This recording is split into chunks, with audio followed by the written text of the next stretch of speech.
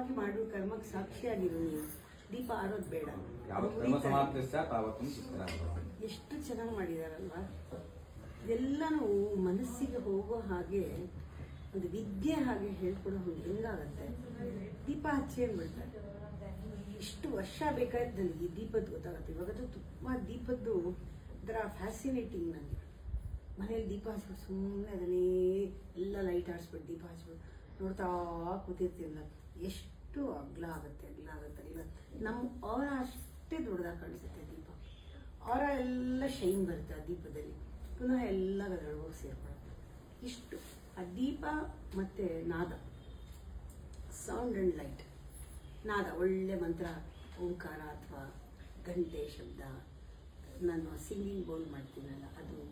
ಈ ದೀಪ ಬೆಳಗಿನ ಜಾವ ನಾವು ಬ್ರಹ್ಮ ಮುಹೂರ್ತಕ್ಕೆ ಇದು ದೀಪ ಹಚ್ಬಿಟ್ಟು ಆರತಿ ಮಾಡಿಬಿಟ್ಟು ಸಿಂಗಿಂಗ್ ಬೋಲ್ ಒಂದೇ ಒಂದು ಸ್ಟ್ರೈಕ್ ಮಾಡಿಬಿಟ್ಟು ಹಿಂಗೆ ನಿಂತಿದ್ರೆ ಬೆಳಗಿನ ಜಾವ ಗಲಾಟೆನೇ ಇರಲಿಲ್ಲ ಆ ಬಂಡೆ ಹತ್ರ. ವೈ ಸುಮಾರು ಎಷ್ಟೋ ಸೆಕೆಂಡ್ಸ್ ಅಲ್ವಾ, ಆಲ್ಮೋಸ್ಟ್ 1 ಮಿನಿಟ್ ಕೇಳುತ್ತೆ.